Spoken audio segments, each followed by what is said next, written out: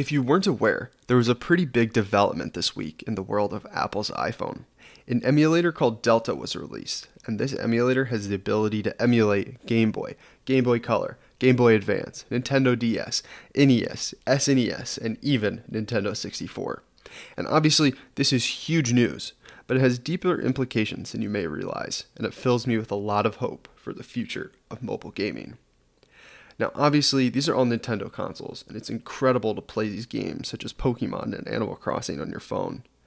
But if you weren't aware, Apple is allowing these emulators onto their phone because of a ruling made by the EU tied to anti-steering, which came about due to music streaming apps like Spotify. The European Commission actually fined Apple $2 billion in March of 24 due to their anti-competitive stance on anti-steering. And if you're unfamiliar with anti-steering, this is a practice preventing apps like Spotify from putting an in-app button that would take a user to Spotify's website to buy a subscription rather than buying it from inside the app. What that means is if you make a purchase inside of an app such as Spotify, Apple would be entitled to their 30% cut. And purchasing your subscription on Spotify's website would allow Spotify to capture the full amount of the sale. And until this ruling made by the EU, Apple was able to prevent any app from steering users away from making purchases outside of their app that would negate Apple's 30% cut. This is what happened to Fortnite and why it was removed from the App Store.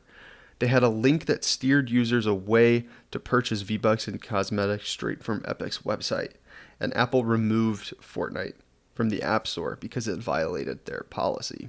Well, you might be wondering how this relates to game emulation and Nintendo, and this has certainly got Nintendo's attention. The Delta emulator is the number one app in entertainment and the number one app in the App Store, or the number one free app in the App Store, which is insane. This is beating out the likes of TikTok, Threads, Google Maps, Instagram, Gmail, WhatsApp. Name a popular app, this is topping them all, which is absolutely crazy. Nintendo also publishes plenty of games on the App Store, many of which have little to no recognition, rightfully so, and none of these apps have ever even come close to making a top Apple chart. Emulation on phones is nothing new, and I first emulated a Pokemon game on my Android phone in 2014. That was 10 years ago. Nintendo has had every opportunity to make these games available on phones. Not only on phones, but just to make them available for purchase, period. Outside of the original Game Boy cartridges, there has been no way to purchase the Game Boy Advance Pokemon games. Nintendo has not made these games available to purchase outside of their original release, and they're some of my favorite games, and it's just so disheartening. But thankfully, with Delta, we can now play them. And obviously, this is frustrating for a lot of people, especially considering that Nintendo has a subscription service called Nintendo Switch Online, where you can literally emulate games from this era, including the original Game Boy including the original Game Boy consoles, which is my personal favorite if you can't tell. But not a single mainline Pokemon game is available. Now, these Pokemon games are obviously incredibly important to me, and above all, I just want them to be preserved. And I'd really love for them to be available for purchase. Now, as I've said, Nintendo has had every opportunity to make these games available, and my hope is that Nintendo responds by making these games available to purchase. Just let me buy the game. Ideally, that would come with additional functionality, like the ability to trade Pokemon. If Nintendo makes these games available for purchase on iPhone or the Switch, I will obviously stop emulating and play them there. But the problem you have now is there has been a precedent set by Delta.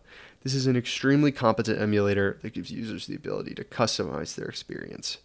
If Nintendo ever wants to convert users away from Delta, they may have to offer a better experience, which is honestly what I hope for. I want to play these games on my phone, and now I can, regardless of Nintendo's wishes. But stepping away from Nintendo and to talk about what this video is actually about is other games. For example, I want to talk about this game called The Mayor of Sanctuary, which is a homebrew Game Boy Color game that was published in 2023.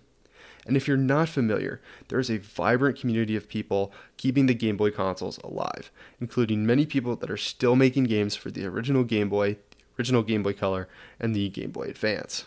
The largest publisher of these homebrew games is a company called Incubate. and that's IN cube and then the number 8. And if we go to their website, whoops, we can purchase a ROM directly from them. And this downloads directly to your files, and you can open this in Delta and you can play a new game. Now, because this was purchased from a website, Apple did not see any revenue from this purchase. And thanks to the EU, they're forcing Apple to kind of open up their walled garden. And now, as of today, you can buy a game and play it without Apple's knowledge, permission, or without them seeing a cent of the revenue, which is great for creators. It allows them to receive the full benefit for their work. Now, this example is admittedly a bit ironic because the creator of the Mayor of Sanctuary, Anthony Walace, has gone public, saying that he has not been paid by Incubate, who has the exclusive publishing rights. Now, Incubate has said that the game has not sold enough copies to be profitable, but honestly, I don't buy that because they sold out of the original release of physical copies and they did a re-release. Regardless, in these scenarios, I always believe the person who has the most to lose, and in that case, this is Anthony. So please go purchase a digital version of this game. Help him out by following him on Instagram and YouTube. And if you buy his game, go support him on Patreon for at least 1 month. And even if you do that, it's still going to cost you around $10 for a game, which is just incredible. I mean, this is a new Game Boy Color game that you can play, and this game's amazing. You won't regret it. Also, as fun as it is to play Pokemon on your phone, I encourage you to check out other homebrew games. You know, there's some just amazing homebrew games out there that people have made over the last couple of years. Including this game called Good Boy Galaxy. You should check it out. But regardless of shitty publishers not paying the devs, my point still stands.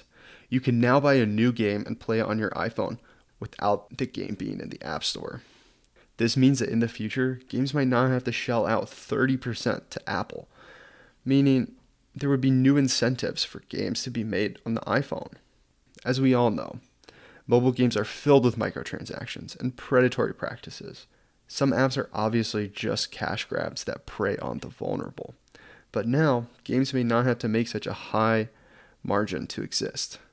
Because Apple takes a 30% cut, an app's margin has to be over 30% to exist. Meaning that you could have the best idea for a mobile game, but if you don't think your expected margin would be greater than 30%, it's not commercially viable for you to make the game.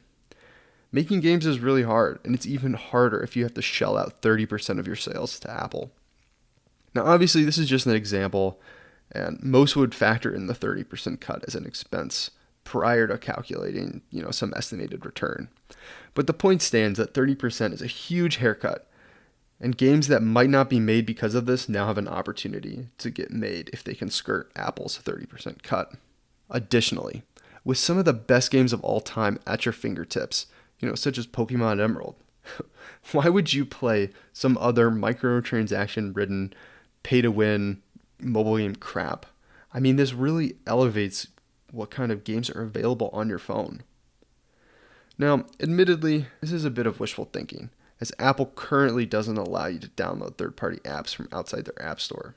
But with the progress the EU is making, this makes me extremely hopeful for the future of mobile gaming, because the best game console is the one you have with you.